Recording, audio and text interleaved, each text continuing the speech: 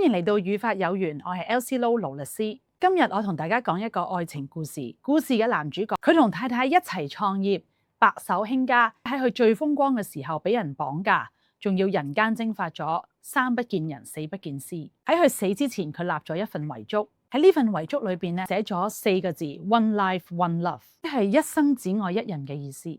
而佢嘅太太就用咗一生嘅精力去揾佢，由黑頭髮揾到白頭髮，最後仲自己生埋 cancer 添。呢一份充滿愛意嘅遺囑，最後就演變成喺香港都轟動嘅世紀爭產案。咁喺案件入邊咧，其中一方就係自稱揸住一份真正遺囑嘅亞洲女首富龔如心，而另一方咧就係佢老公黃德輝嘅爸爸啦，亦即係咧龔如心個老爺黃庭欽。而呢一場官司足足打咗8年，打到上終審法院，成為香港史上其中一單聆訊時間最長、訴訟費最驚人、爭議嘅金額最龐大嘅民事官司之一。有人喺法庭上面就被指偽造遺囑，亦都有人被質疑老公失蹤咗之後不守婦道。我哋從 One Life One Love 呢一份遺囑開始講起，當中有2個主角，第一個就係黃德輝，第二個就係龔如心。龔如心同埋黃德輝其實佢哋2個都係上海人嚟嘅。喺40年代尾50年代初，佢哋2位都係因為內地嘅戰亂而嚟到香港嘅。佢哋2個嘅關係唔單止係夫妻，仲要係喺生意上嘅夥伴。黃德輝嘅性格咧就比較低調啦、沉穩啲，就係負責睇住嗰個企業嘅大方向。而龔如心就比較精明啲，數口快一啲，咁所以佢就負責管數同埋執行。佢哋2個喺50、60年代嘅香港地產市場咧，殺出咗一條血路，創立咗華懋集團，成為香港最大嘅私人家族地產發展商之一。喺1983年4月，當黃德輝同埋龔如心揸緊車返工嘅時候，突然間俾幾個手持兇器嘅綁匪截停咗。班綁匪挾持住黃德輝，要求龔如心俾美金1100萬做贖金。咁而為咗救翻個老公，龔如心就冇報到警嘅。佢照住綁匪嘅意思，一個人孭住1袋美金去到指定嘅地點交贖金。而最後咧，綁匪亦都收到贖金，放走咗黃德輝。當時因為呢件事，其實大眾都會覺得龔如心對黃德輝係有情有義嘅。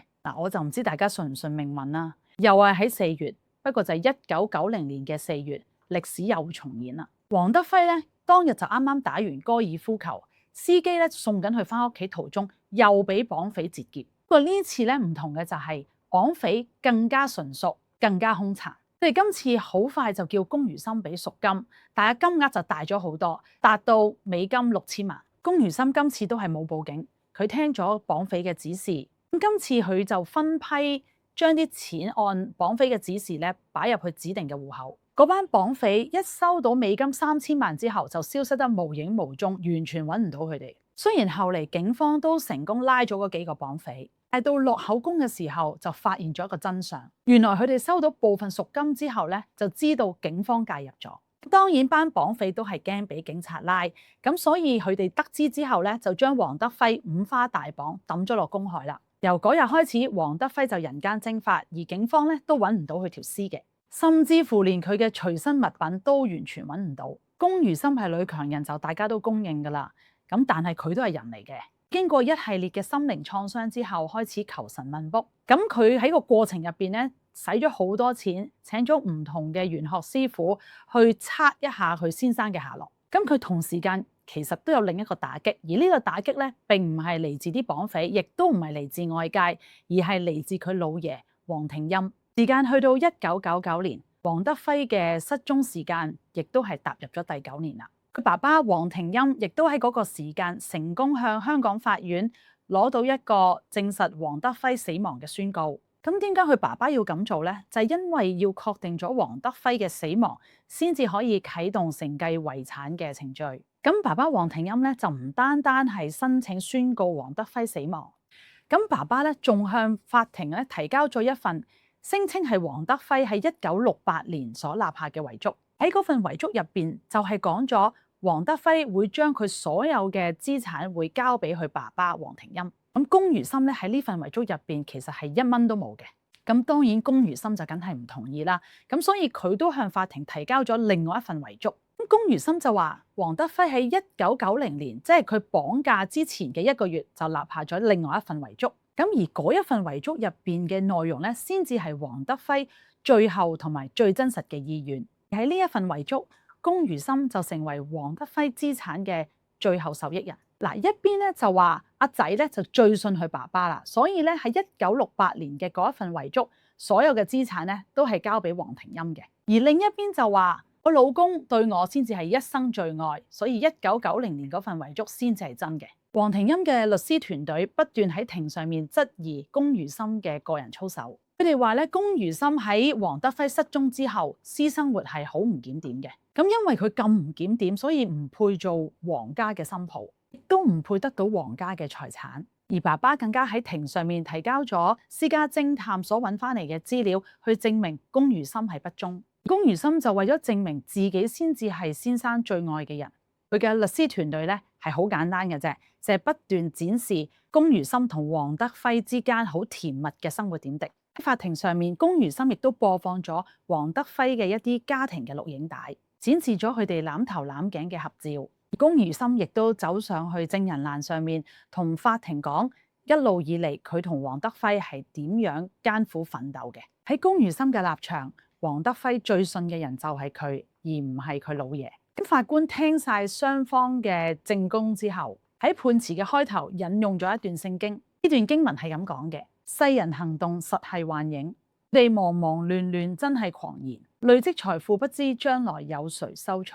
官喺引用完呢段經文之後咧，就長達幾百頁嘅分析，論就係龔如心聲稱黃德輝喺1990所立下嘅遺囑喺上面嘅簽名，經過筆跡專家嘅驗證，法庭最後認為係偽造嘅。法庭喺判詞入邊嚴厲指責龔如心偽造證據欺騙法庭。咁法官亦都進一步話啦，其實黃庭欽同埋黃德輝嘅關係咧，並唔係好似龔如心所講到咁差嘅。相反咧，法庭認為黃德輝係一個好重孝義嘅人，咁所以咧，佢認為1968年嗰一份遺囑先至係真嘅。呢個故事其實仲有後續嘅。喺2002年咧，龔如心就俾警方咧邀請翻去就住偽造文件咧協助調查。之後龔如心就以港幣現金500萬元獲准保釋。而龔如心咧亦都就住咧嗰個遺囑案咧進行上訴嘅。喺2004年，高等法院上訴庭亦都就住龔如心呢一個嘅申請咧係駁回嘅。喺2004年，高等法院上訴庭駁回咗龔如心呢個申請，而龔如心咧亦都隨即咧向終審法院提出上訴。喺2005年咧，終審法院正式開始審訊，而5位嘅大法官一致裁定龔如心上訴得直，而黃德輝嘅遺產全部俾龔如心，而黃庭欽嘅申索咧亦都係徹底被駁回。咁當年咧，其實我喺報章上面睇到龔如心咧紮住孖辮咧好開心笑嘅嗰一刻，而我自己覺得啦，佢呢個咁燦爛嘅笑容，其實就係話俾全香港人聽，佢係冇呃人嘅，佢真係黃德輝嘅 One Life One Love。其實喺呢段官司進行緊期間，大概喺2002年嘅時候，佢當時咧亦都開始為佢自己嘅身後事着手安排嘅，佢冇將佢嘅遺產分俾任何嘅親戚。而佢同黃德輝亦都係冇生小朋友嘅。咁究竟龔如心係點樣處理佢呢一筆巨額嘅資產呢？龔如心又立咗一份遺囑，而當中佢就寫明將佢同黃德輝呢一生所賺翻嚟嘅資產全數撥去華懋慈善基金。佢嘅心願咧就係希望透過呢個基金去幫助一啲有需要嘅人。而 One Life One Love 就係黃德輝親手寫喺遺囑上邊。一生只愛一人，佢將呢一份嘅愛意貢獻俾全社會。而龔如心亦都喺2007年因為卵巢癌而離世，享年70歲。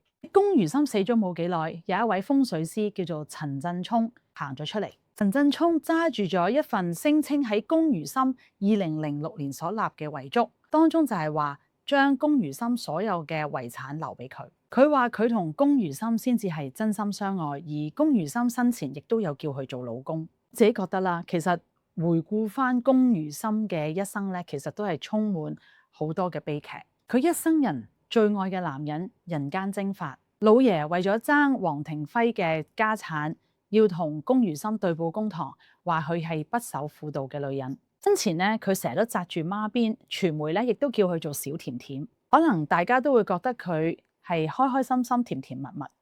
咁究竟佢嘅內心有幾痛啦，有幾掙扎，其實真係要問佢先知啦。睇完呢個故事，你哋又點樣睇龔如心呢？你哋覺得佢為咗守住佢先生嘅財產而同老爺對簿公堂，其實又值唔值得呢？歡迎大家喺留言區講低你哋嘅諗法。如果中意我嘅 channel，記得 comment、like、share 同埋 subscribe 啦。